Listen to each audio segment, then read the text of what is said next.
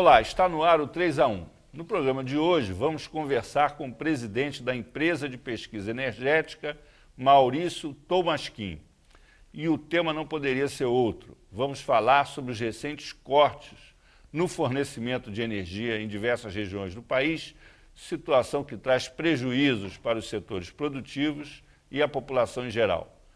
Ao meu lado, para entrevistar Maurício Tolmasquim, estão os jornalistas Rodrigo Polito, da sucursal Rio do jornal Valor Econômico, e Roberto Francelino, editor do site Energia Hoje e repórter da Revista Brasil. Mas antes de começar, vamos assistir uma reportagem sobre o tema. Quem pretende curtir as férias de verão torce para que a chuva fique bem longe do seu destino. Mas os técnicos do Ministério de Minas e Energia querem um janeiro bem chuvoso para encher os reservatórios das usinas hidrelétricas. Não há ainda o risco real de um racionamento, mas o governo já teve que ligar as usinas termoelétricas, que geram 20% de toda a energia utilizada no país atualmente. Mesmo assim, neste verão, com o aumento do consumo, algumas cidades sofrem quase que diariamente com a falta de luz. Desde setembro, por 6 vezes o sistema elétrico brasileiro sofreu um apagão. O último foi no dia 15 de dezembro, um sábado, deixando as regiões sul e sudeste sem luz por meia hora. O operador nacional do sistema não tem como garantir que novas interrupções no fornecimento deixarão de ocorrer. Enquanto o país torce para que o nível dos reservatórios aumente com as chuvas de verão, ao menos já temos uma boa notícia. A partir de 2013, o brasileiro pagará menos pela conta de luz. Após a aprovação pelo Congresso da medida provisória 579, cada residência ganhará um desconto de 16,7%. Parece pouco, mas reduzir a conta é uma tentativa governamental para acelerar a economia. Isso, se os apagões permitirem. Essa questão, Maurício Tolmasquim, sobre o fornecimento de energia, esses apagões, é falha humana, como disse a presidente Dilma Rousseff, ou isso também implica em mais investimento, mais planejamento, melhoria da qualidade do sistema em termos tecnológicos, enfim. O que está acontecendo? Olha, essas interrupções de energia têm tido uma causa comum, que é o sistema de proteção. O que é o sistema de proteção? No setor elétrico, para proteger os equipamentos, existem sistemas, equipamentos que interrompem o fornecimento para aquele equipamento quando tem uma sobretensão, tem algum intempérie, algum problema.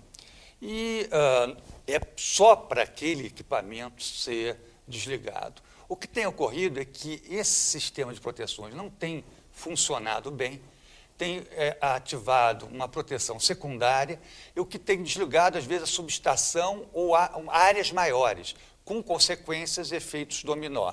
Ou seja, o sistema não tem funcionado da maneira adequada. Por que isso? Olha, no Brasil, o sistema de transmissão cresceu muito. Nós temos hoje 110 mil quilômetros de linha. Nos últimos 10 anos apenas, se instalou 40 a 45 mil quilômetros de linha desses 110 mil. Ou seja, nós tivemos um crescimento enorme, né, em termos de transmissão. Se construiu 40% de tudo que já tinha sido construído até hoje. Tá? É claro que aumentou o número de subestações. A gente tem umas situações hoje que tem subestações que têm vários operadores, porque várias linhas de vários leilões acabam entrando na mesma subestação. Então, você tem subestações que você tem até 7 empresas dentro da mesma, dividindo a mesma subestação, de leilões diferentes e, às vezes, com alguma incompatibilidade. Além disso, tem um outro fenômeno que aconteceu, que é a automatização. Quer dizer, tem algumas subestações que têm vários operadores e que elas são coordenadas à distância. Você não tem fisicamente a pessoa lá. Então, é um conjunto de fatores, até a introdução da própria proteção digital, porque você tinha proteções mecânicas, agora você tem digital, que significa algo mais moderno, mas que a regulação do funcionamento eventualmente não está sendo feita de forma adequada. Então, para responder a sua pergunta, eu acho que tem um problema ali operacional que a gente está tentando identificar. O que está se fazendo? Se criou grupos de técnicos de várias empresas que vão percorrer as principais subestações, fazendo uma análise, um diagnóstico da situação e o que é necessário para melhorar. Isso é muito comum no setor nuclear. No setor nuclear, uma empresa ela é fiscalizada por outra. E a gente aqui está adotando, no setor elétrico, a mesma ideia. A gente criou um grupo de empresas que vão fiscalizar as demais, né? Para fiscalizar, não no sentido mesmo sentido da ANEEL, que tem o papel institucional de fiscalizar, mas no sentido de contribuir com sugestões para diagnosticar eventuais problemas. Então, não é um problema de falta de recurso. As empresas têm recurso para investir, tá? Não é um problema de falta de recurso financeiro. Existe um problema técnico que tem que ser sanado, é possível de ser sanado e que se está trabalhando para que isso ocorra. Eu diria que a gente está aí com um pouco as dores de um crescimento muito rápido. Agora, assim, tem dois fenômenos. Tem um que é esse apagão que uma região inteira, um estado inteiro, vários estados ficam sem energia. Tem um outro que é muito frequente, por exemplo, em Brasília, capital. Isso é muito frequente. Deu uma chuva, aí cai um raio, pronto, fica um bairro inteiro, uma região inteira sem energia, porque a subestação já estava carregada, houve a sobrecarga, ou porque o transformador já estava sobrecarregado, o reserva já não era mais reserva há muito tempo, e aí qualquer sobrecarga, o sistema todo caía, ia um desligando o outro, e isso acontece também com muita frequência. Então, podemos dizer que o sistema todo ele está vivendo uma situação assim de pré-colapso em termos de... Acho que ali é um outro problema. Você tem três questões, né? Tem a questão da distribuição, da distribuidora, que é esse que está mencionando, né? Que tem em Brasília tem a SEB, no Rio tem a Light, São Paulo tem a CPFL e assim por diante, né? E que você tem regiões de concessão que também as concessionárias investiram mais, outras que investiram menos. Na questão de Brasília, que é atendido por a SEB, é uma situação diferente da questão da transmissão. A SEB, no passado, realmente fez muito poucos investimentos. Ela tem um problema que tem que ser melhorado, que é a questão dos investimentos. A ANEEL tem atuado fortemente em cima dela e ela, com programação que está sendo feita, indica que a gente vai ter uma melhora bastante grande no fornecimento de energia elétrica para Brasília. Então, isso aí cada região você tem uma situação diferente. Por exemplo, aqui no Rio, o sujeito está andando aqui em Copacabana e tal, de repente o bueiro, pum, explode. Era o sistema da Light. Da Light. E aí é uma questão que a ANEEL também tem, a Light já recebeu várias multas e está revendo lá o seu sistema. Por sinal, é um negócio curioso, porque no Brasil a rede é aérea, né? E o ideal seria que ela fosse subterrânea, né?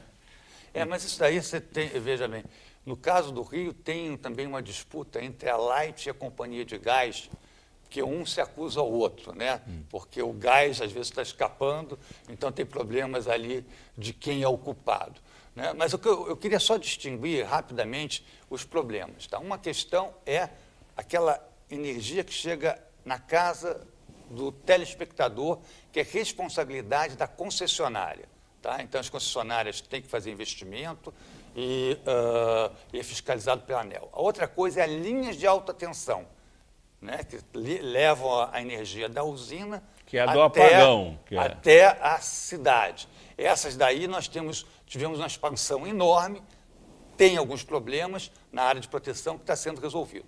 E a outra questão que foi abordada bem no início do programa é a questão do nível dos reservatórios que a gente pode, mais adiante, também tratar. Só fazer uma comparação, é que na década de 90, no final dos anos 90, quando a gente teve problema, a gente tinha um problema maior na geração, né? A gente tinha menos capacidade de geração, o grande problema do setor elétrico naquela época foi de infraestrutura, na parte de usinas, né? Hoje a gente vive, parece que a geração está melhor, mas a gente vive maiores problemas na transmissão e na distribuição, né? Hoje o problema está mais embaixo, na cadeia da energia elétrica.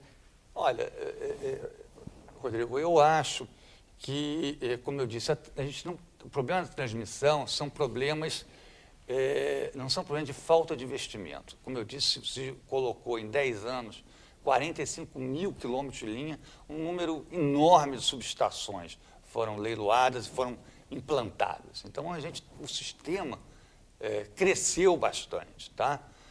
Nós estamos tendo alguns problemas, que é um problema técnico ligado especificamente à questão de proteção e que vai ter que estar sendo enfrentado, né? No sentido de tentar ajustar essas proteções para funcionar de maneira mais adequada. A outra questão é a questão das distribuidoras.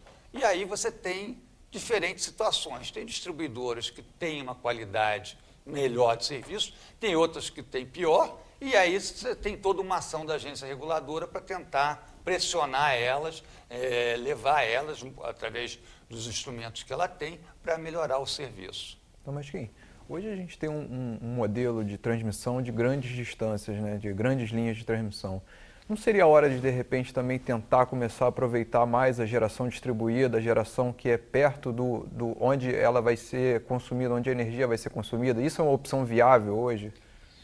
Olha, eu acho que é importante, sim, aproveitar todas as opções. A questão é que nós temos um potencial hoje de energia barata, que é a hidrelétrica, que está distante, né? Está na região amazônica.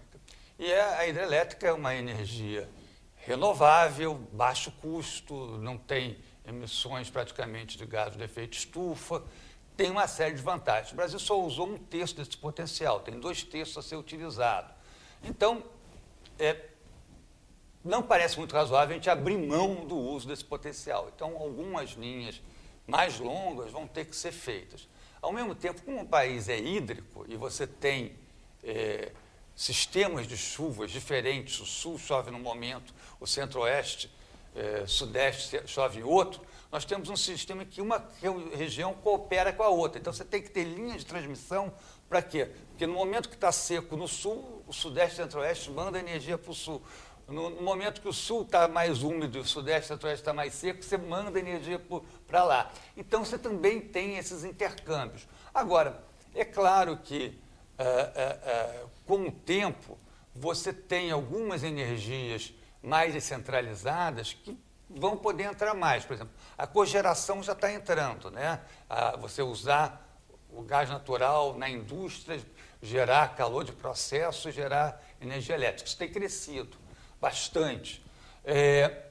A fotovoltaica, que é outra forma de energia descentralizada, ainda é cara, mas a tendência é que nos próximos, eu diria, de 5 a 10 anos, ela vai entrar com força também, né? A ANEEL agora instalou o medidor, que é muito interessante, que é um medidor inteligente, bidirecional, que mede tanto quanto a residência recebe de energia do sistema, da rede, quanto a residência pode estar mandando para a rede. Quando você fala fotovoltaica, é energia...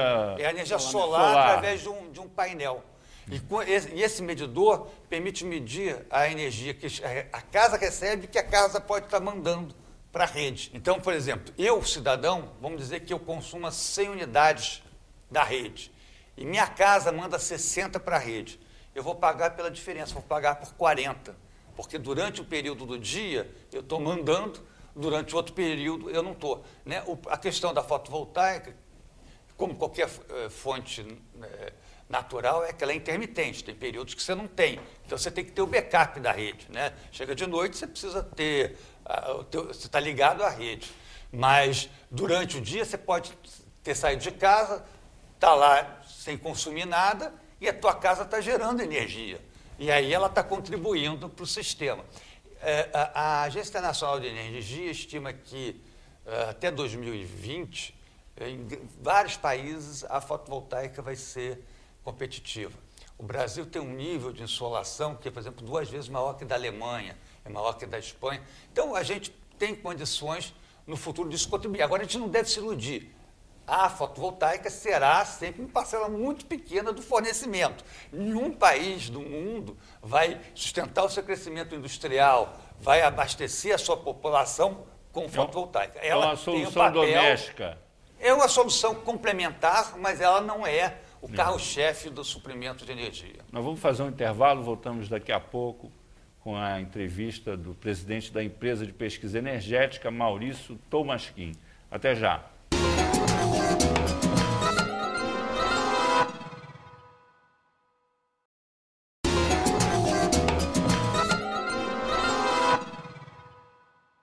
Estamos de volta com 3-1, que hoje debate a situação energética do país e os recentes apagões, a interrupção do fornecimento de energia. Para alguns especialistas, eles estão diretamente relacionados à ausência de investimentos em infraestrutura nas redes de distribuição e transmissão de energia. Para falar sobre esse assunto, estamos recebendo aqui no estúdio Maurício Tolmasquim, presidente da empresa de pesquisa energética, uma entidade afiliada ao Ministério das Minas e Energia. Também estão conosco os jornalistas Rodrigo Polito, do jornal Valor Econômico, e Roberto Francelino, do site Energia Hoje. Doutor Maurício, essa possibilidade que o país tem de resolver o seu problema energético utilizando energias limpas, explorando ainda mais esse potencial hídrico, é uma coisa que é muito falada e aparentemente a gente não consegue implementar no ritmo que a demanda de energia existe. O que é isso? Você que é responsável pelo planejamento nessa área. Por que acontece isso? Olha, em termos de oferta de energia, Azedo, eu queria tranquilizar a todos, não existe problema de falta de oferta de energia. Nós temos o crescimento da oferta que é suficiente para o Brasil crescer a mais de 5% ao ano, sem problema nenhum. Mesmo agora que nós estamos passando um problema conjuntural de seca, nós temos que os reservatórios estão mais baixos, graças às termoelétricas que nós colocamos no sistema, né, e que servem de backup, nós temos uma situação de tranquilidade para esperar as chuvas chegarem, que é algo que o período chuvoso está começando agora, então elas vão ocorrer. Então a gente está, em termos de oferta, bastante tranquilo. Até com relação às termoelétricas operando, elas operaram desde outubro, novembro seguido, né? E a tendência é que ela fique até recuperar a situação de reservatórios, né? Ela tem um certo custo, né? Até que ponto esse custo da geração termoelétrica, já no início do próximo ano, início desse ano, pode comer um pouco, né, dessa redução da tarifa que a gente vai ter com a renovação das concessões, né, com redução de encargos, né? Rodrigo, olha, a gente tem que entender que a gente tem um sistema hidrotérmico, que as térmicas que a gente tem aí, elas estão aí para operar quando for necessário, né? Por quê? Porque a hidrelétrica, ela depende da afluência, das chuvas. Então, é claro, tem anos que são anos mais úmidos, que as termoelétricas vão ficar ali paradas, o consumidor está pagando só a capacidade dela como um seguro, e tem um ano mais seco, que você paga, além da capacidade dela, paga o combustível para ela poder suprir a falta da hidrelétrica, porque está mais baixa. Então, hoje está acontecendo tudo como tinha que acontecer. Porque em 2001, o que aconteceu? Em 2001, os níveis do reservatório estavam muito baixos, como estamos hoje. Por que nós racionamos? Porque não tinha termoelétrica nenhuma de backup. Então, os reservatórios ficaram lá embaixo e você não tinha mais nada para fazer. Hoje, felizmente, nós temos essas térmicas de backup no sistema e nós não ficamos mais à mercê apenas de São Pedro. A gente tem elas ali para complementar. É claro que elas têm um custo, né? Mas, felizmente, que a gente vai poder pagar esse custo, porque senão, o pior é não ter elas e não ter e faltar energia. O que é importante em termos da redução da tarifa, e o consumidor tem que saber isso, que as medidas que foram adotadas com a questão da renovação da construção vai permitir que o consumidor, em média, tenha 20% de redução de forma estrutural na sua conta de energia. 16% se for residencial, até 28% se for um grande consumidor industrial ligado em rede de alta tensão.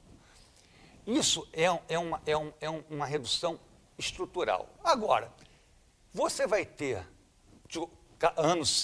cada ano, outros aumentos ou reduções que são conjunturais. Então, no ano que você usa mais a térmica, você vai ter um aumento da térmica. No outro ano que você não usou a térmica, você vai ter aquela redução referente àquela térmica. São movimentos conjunturais que vão continuar tendo. Quando você tem a valorização do dólar, você tem um impacto na energia importada de Itaipu.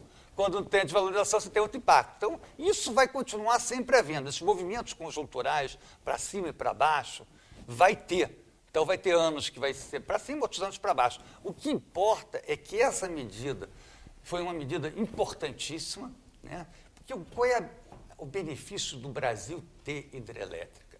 A hidrelétrica, ela pode ter mais de 100 anos de vida. Tem mais de 100 anos de vida. Você amortiza uma hidrelétrica, em 30 anos, em 25 anos ela está amortizada.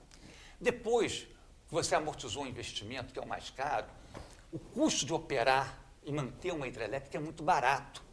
É água passando, você tem hoje, são praticamente automatizadas, você precisa de pouca gente, então a operação e manutenção é muito barata.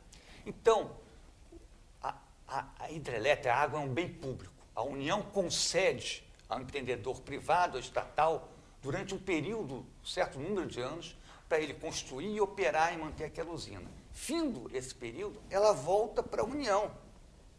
E a União faz o quê? Ela está podendo, nesse momento, dar um retorno para a população e para os industriais que pagaram pela construção dessa hidrelétrica, e falando, vocês já pagaram, essa planta já está amortizada e vocês agora vão usufruir o fato de ter hidrelétrica no país e vão poder receber o OIM e a energia pelo valor de OIM.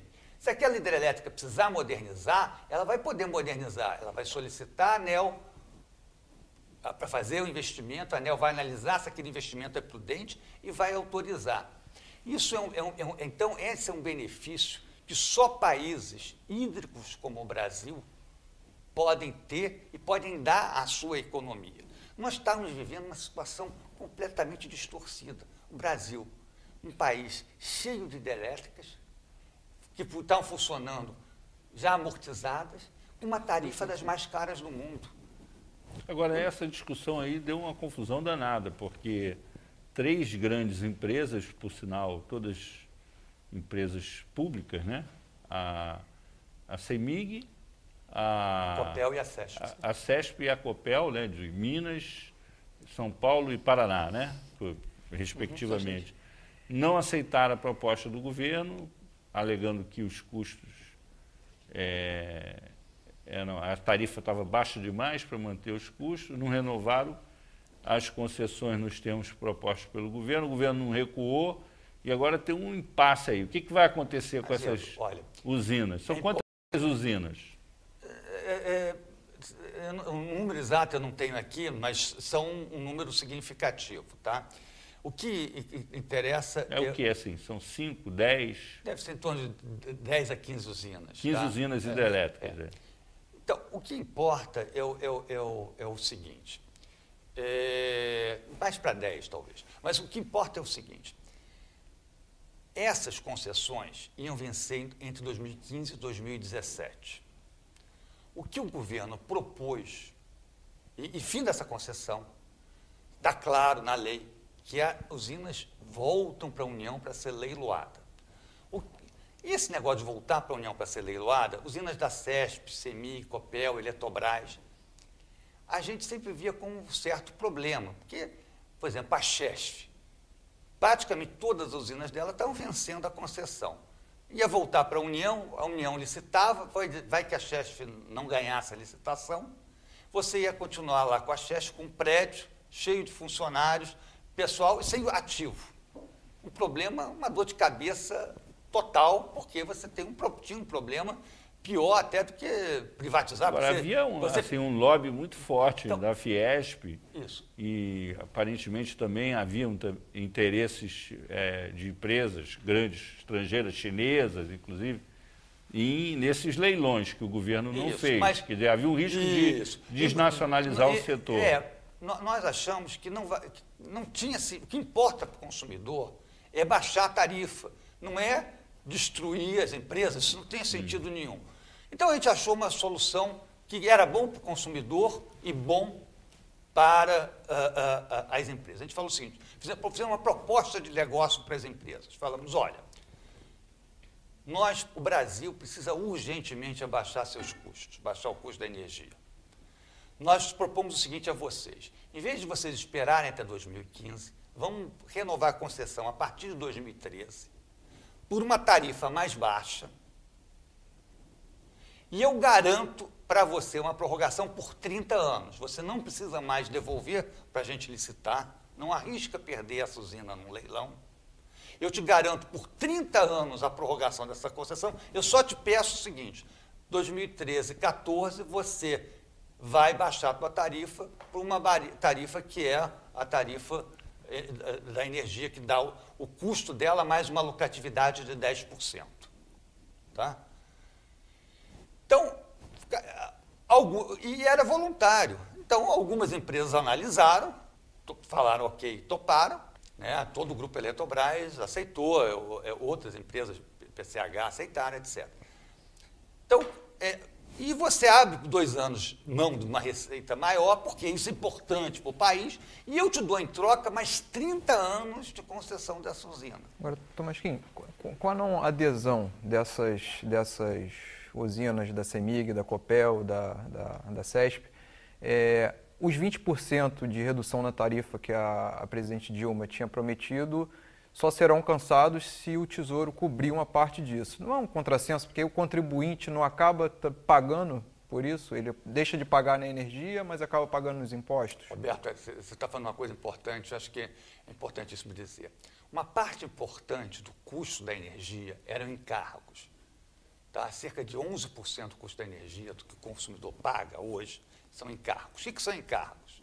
Encargos são uma taxa que você paga por motivos nobres, para garantir que o baixa renda possa pagar uma tarifa mais baixa, quem é de baixa renda, para garantir o luz para todos, ou seja, para levar energia para todos os brasileiros, para permitir quem está no norte do Brasil, fora do sistema interligado, possa ter uma energia a preços razoáveis, tudo motivos nobres. Qual era a distorção?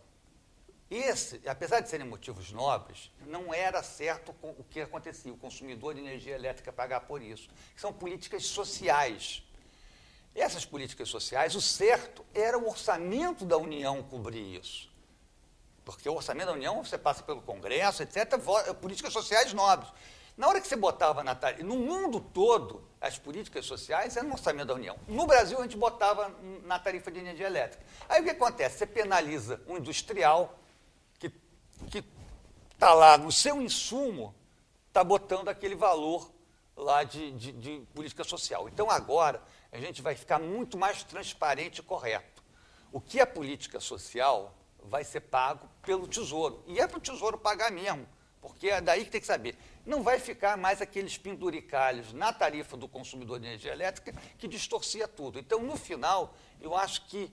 não vai aumentar os impostos para as empresas, ou pelo menos não vai se manter a carga tributária, que também é um mal que o setor produtivo tem? Porque o que acontece? Nesse caso, o Tesouro tinha uma receita que ele recebia, que é a parte de Itaipu. A Itaipu tem uma dívida, porque para construir ela se endividou. Essa dívida está com o Tesouro.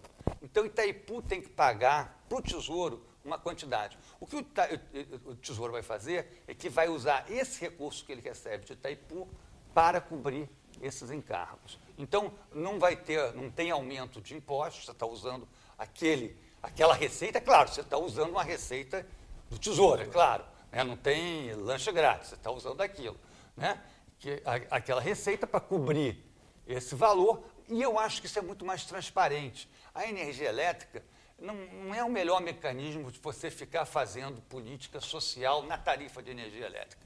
Usa o orçamento para fazer política social, usa a tarifa elétrica para remunerar os investimentos do setor. Então, eu acho que no final ficou melhor assim. Dentro do plano de redução de tarifas, né, uma parte era a parte da renovação das concessões, a gente viu que o que se questiona muito é a questão da Eletrobras, de ela ter aceitado, né, e reduzido muito sua receita, sua geração de caixa, né, e muito se questiona se ela vai conseguir, nos próximos 2, 3 anos, fazer frente aos investimentos, porque ela perdeu muito com essa redução das tarifas. Né? É possível a Eletrobras bancar esses investimentos futuros, no momento que a gente precisa reforçar essa transmissão, reforçar a rede do país? Ela tem essa condição de fato de fazer esses investimentos? Rodrigo, não tenho dúvida nenhuma, tá? A Eletrobras é importantíssima para o Brasil e o governo não ia fazer nada que fosse de maneira a inviabilizar a Eletrobras. A Eletrobras vai continuar atuando e tem condição para isso. Os investimentos novos, hoje no Brasil, o setor elétrico em geral, são feitos, grande parte, com financiamento. Mais de 70% do setor elétrico é com financiamento que é dado pelo BNDES. A parte de equity, né, que a gente chama, é muito pequena. Na questão de manutenção, modernização de linhas e de usinas existentes, a ANEEL vai autorizar quando as empresas pedirem e vai ter um aumento de tarifa correspondente para permitir pagar esses investimentos. Então, usinas novas, é o BNDES. Usinas existentes, linhas existentes, é a ANEEL recolocando no valor da tarifa. Então, dá para funcionar sem problema. Eu acho, eu não entendo, eu tenho dificuldade de entender a lógica de quem negou. É o caso da CESP. A CESP tem a usina de Três Irmãos. Três Irmãos já acabou a concessão, ou seja, ano que vem volta para a União licitar. Então, eles não têm nem aqueles 2 anos, 13 e 14 de receita que eles tinham que abrir mão. Então, o governo, quer dizer, a CESP, quando não aceitou renovar Três Irmãos, abriu mão da usina em troca de nada, porque ela vai ganhar a mesma indenização que a gente está propondo agora e ainda vai ter que entrar num leilão que vai tender a baixar a tarifa ainda mais. O valor da indenização, olha só o caso da indenização, Azedo. A CESP fala que tinha direito a algo como 3,5 bilhões de indenização por Três Irmãos. Três Irmãos já está amortizado 47%, falta amortizar 53%. Significa que eles estão estimando que o valor da usina vale mais 6,6 bilhões. A usina tem 800 megawatts de capacidade. 6,6 bilhões para 800 megawatts significa que eles estão falando que a usina vale R$8.000 por quilowatt. Belo Monte é algo como R$2.300 o quilowatt. Teles Pires é menos de R$2.000. Pega uma usina cara, como as usinas do Madeira, porque são usinas de baixa queda. É R$3.500, R$3.800 por quilowatt. Como é que alguém... Imagina, como é que a gente poderia pagar o dobro disso para indenizar Três Irmãos? Não tinha como. Entende? Não passaria por nenhuma auditoria pública. Agora, por que eles acham que Três Irmãos vale tanto? Porque Três Irmãos levou 13 anos para entrar a primeira turbina, se eu não me engano. Depois levou 19 anos até entrar a última, sabe, aquela história de obra que vai e para. Não foi nem culpa da CESP. Passa vários governos, né, do Estado, aí tinha dinheiro, faz, não tem dinheiro, não faz, a usina vai pagando juros sobre juros, porque fica a obra parada, equipamento parado. Agora, a gente não pode indenizar por isso, você está entendendo? Quer dizer, não tem sentido, ninguém ia indenizar o valor da usina por isso, ele vai indenizar pelo valor que ela vale hoje. Nós vamos ter que fazer um intervalo, voltamos já com 3-1, que hoje recebe o presidente da empresa de pesquisa energética, Maurício Tolmasquim. Até já.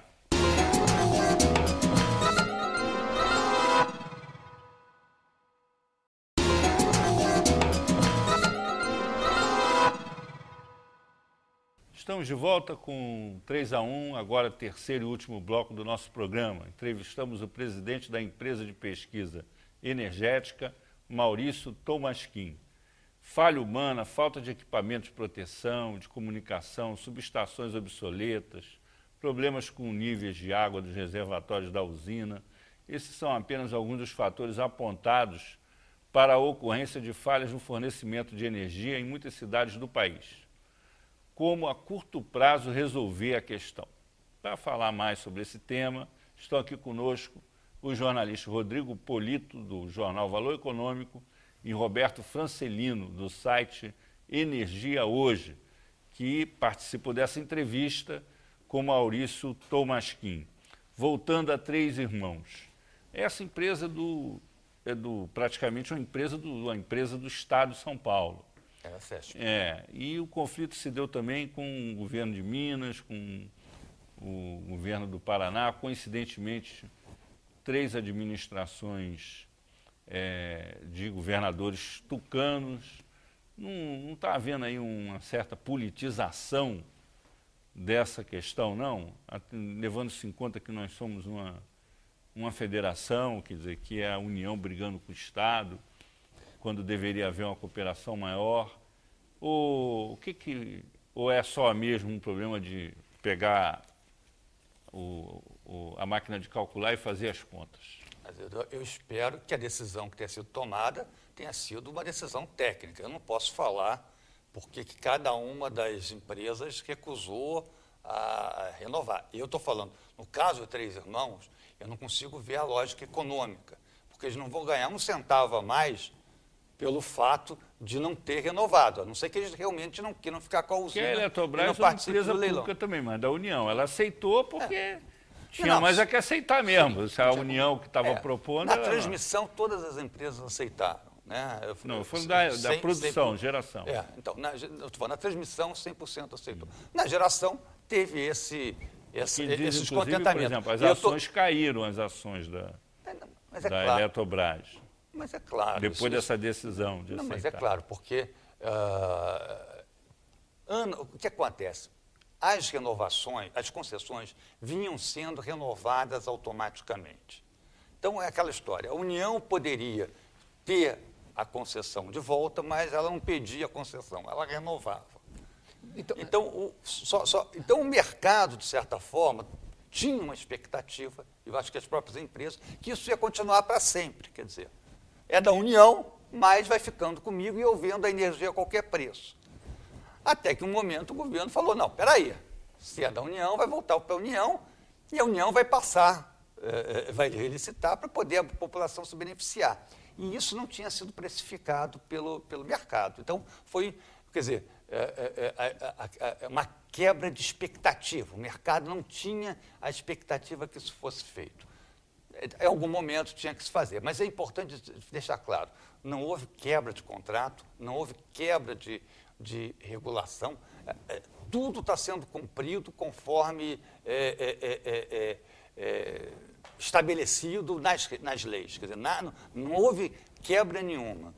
No caso, acho que acontece com Três Irmãos e acontece com algumas usinas, não sei se é da CEMIG, a gente até comentou um pouco antes, que ela teria, não fez aquela questão do poderia que estava previsto, ela poderia ter a primeira renovação automática, né?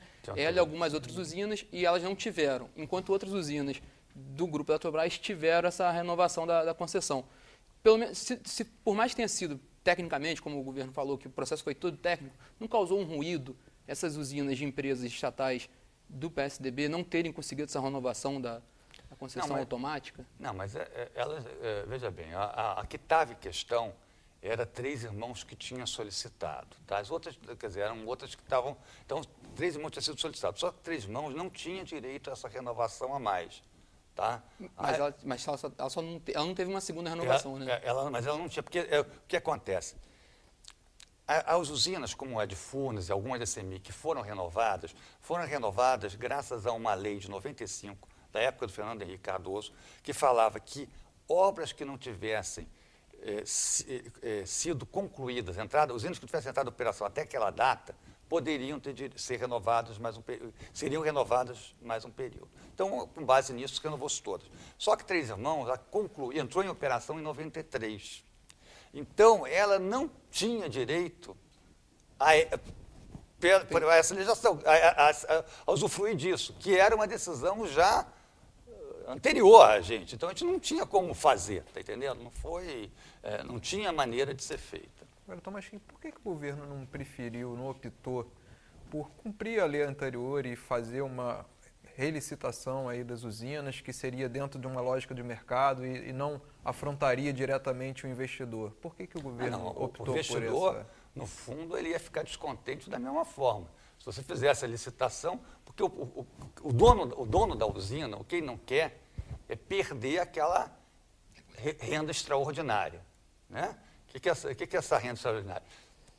É a mesma coisa que você tem no petróleo. Né? O petróleo, você pega o petróleo, você vende ao preço de mercado, né?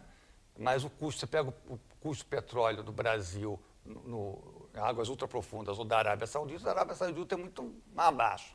A diferença entre o custo de produção e o preço que vende é uma renda que chama renda petrolífera, e aí o país dá uma série de taxas para poder capturar. No caso da hidrelétrica, tem uma coisa parecida. O custo da geração de hidrelétrica, depois da usina amortizada, é muito baixo. Mas eles estão vendendo o quê? Pelo preço de mercado. Não vende pelo preço do custo. A diferença é uma renda, vamos chamar que é uma renda hidráulica. Você tem uma disputa de quem é essa renda hidráulica. Você tem 3 hipóteses para essa renda hidráulica. Hipótese 1, eu deixo a renda hidráulica eternamente com as empresas. É o desejo delas. Tudo bem, elas vão fazer, parte vai investir, parte vai para acionista, etc. Mas pode ser questionado pela população que pagou, porque aquilo é um recurso público, bem público, por que eu estou deixando aquela renda com a empresa? E a lei dizia que teria que voltar para a União. A segunda hipótese era uma que foi pensada na época de 90. Eu privatizo, vendo pelo fluxo de caixa descontada, e quem que se apropria dessa renda? O Tesouro.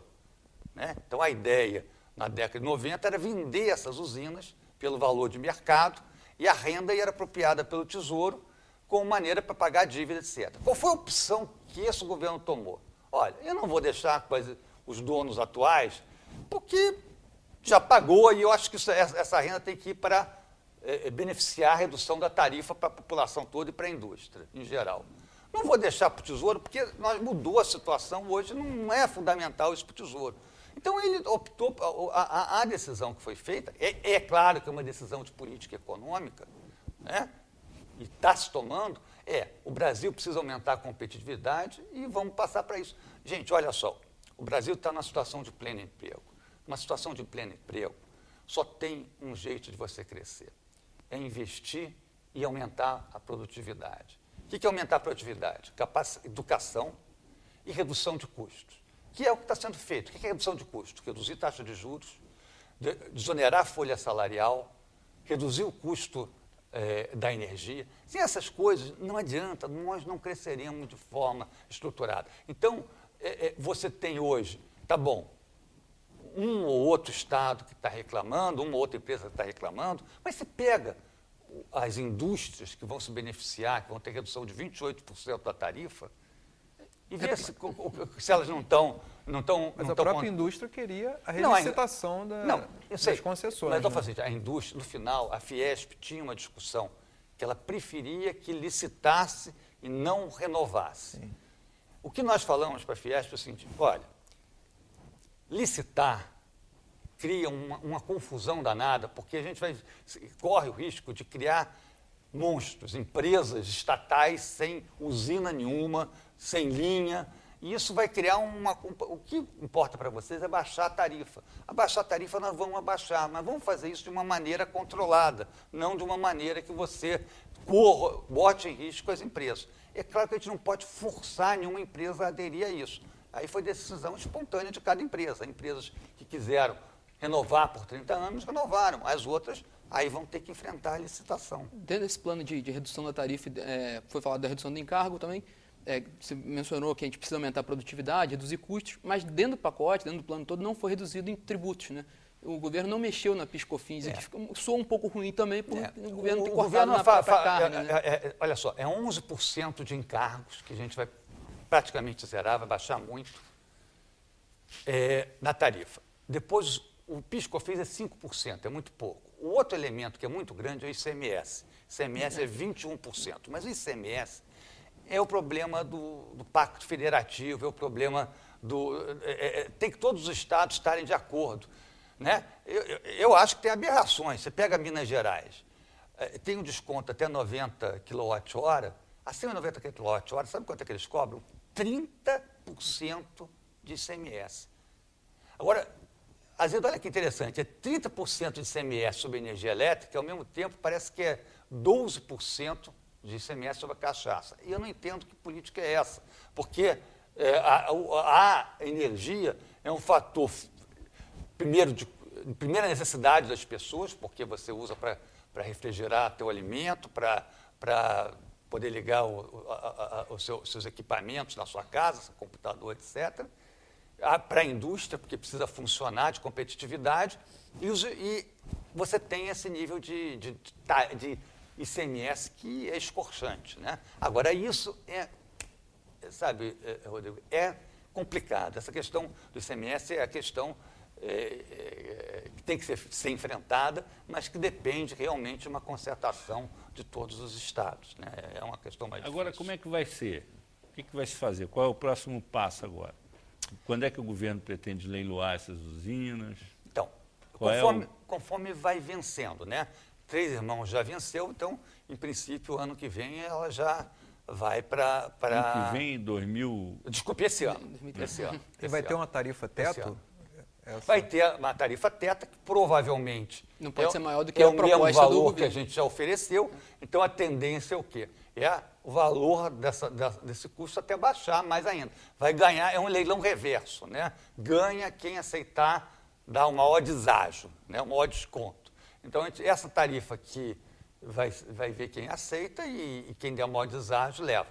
É claro que as empresas vão ser indenizadas por aquilo que não amortizado, as indenizações de algumas já estão calculadas, outras vão ser calculadas, vão ser indenizadas, e elas podem, inclusive, participar do próprio leilão. Agora, é claro que a tendência é baixar a tarifa. Por esse preço, seria até curioso a SES participar, se ela não concordou com o preço, participar de um leilão que o preço seja menor, né? Plenamente contigo. Vai ser curioso explicar, né? Se não aceitam, isso que eu estou falando, se não aceitaram a indenização agora, não aceitaram a tarifa agora, se participar do leilão vai ser estranho. Por outro lado, ela é a empresa que mais conhece aquela usina. Você acha que existe algum risco de, por exemplo, esse leilão não ser bem sucedido, dessas usinas não atraírem? Não, né? Hoje uma usina pronta não tem muito inclusive mistério. Uma empresa privada independente também? Não tem mistério, né? A gente já viu o caso da Tractebel, que adquiriu ativos prontos e hoje opera. Não é algo que não tenha acontecido. Né? Tomás Kim, você acha que, de repente, com essa questão de estabelecimento de uma tarifa teto, a grande tendência é que a Eletrobras é que vá assumir você não acha que isso vai acontecer e aumenta a estatização do setor? Eu não queria ficar especulando quem é que vai entrar, quem vai assumir, porque aí a gente tem que esperar um pouco e ver, né? Para mim, eu preferi o outro cenário, né? O cenário de que todo mundo tivesse prorrogado as concessões. Eu acho que seria mais tranquilo. A estratégia do governo era mais ou menos essa, prorrogar e baixar. A nossa vontade... A nossa vontade é que todo mundo prorrogar 100%. Mas não foi o que aconteceu. Então, mas não é o fim do mundo. Vamos supor, então, por exemplo, que os chineses têm interesse nessas usinas. Hoje não. O governo vai impor restrições à desnacionalização da geração de energia? Não, olha, hoje você não tem nenhum impedimento de participar uma empresa chinesa, portuguesa. Por exemplo, teve leilão de linha de transmissão agora, em dezembro. Foi 500 quilômetros de linha, mais de 500 quilômetros de linha. Tinham 14 empresas. Tinha empresa espanhola, tinha empresa portuguesa, tinha empresa chinesa, tinha empresa brasileira, e teve espanhol que ganhou, teve português que ganhou, teve chinês que ganhou. Vai investir, não tem como levar a energia do Brasil, não tem como levar a linha do Brasil, vai ficar aqui Então, eu não vejo no momento que tenha alguma restrição. Agora, mais uma vez, tudo foi feito no sentido de manter com as empresas, tá? A proposta inicial era essa, licitar tudo. Nós achamos, não, vamos achar um jeito, a gente quer achar um meio termo. Primeiro, queremos sim baixar a energia para a indústria, que é um pleito correto, que a Fiesp, Fijan, vários estavam fazendo, mas vamos fazer isso com menos burburinho possível. Agora, a gente não pode obrigar ninguém a aceitar a proposta, porque ele aceita se quer. Os que não aceitaram, agora vai para a licitação. Eles mesmos alguns podem participar, né? Por exemplo, no caso de Três Irmãos não tem muita lógica, mas em outras a empresa pode ter 2 anos de receita, 13 e 14, e querer participar depois da licitação, ela pode. Bom, nós vamos ter que encerrar, porque o nosso tempo acabou. O programa 3 a 1 fica por aqui. Se você quiser assistir novamente, acesse o site da TV Brasil, que aparece aí na tela. Lá você pode ver todos os programas do 3 a 1 quantas vezes quiser. Agradecemos a presença do Maurício Tolmasquim, presidente da Empresa de Pesquisa Energética, e dos jornalistas Rodrigo Polito, repórter da sucursal do Rio, do jornal Valor Econômico, e Roberto Francelino, editor do site Energia Hoje e repórter da revista Brasil Energia. Até a próxima sexta-feira, às 8 horas da noite, aqui na TV Brasil.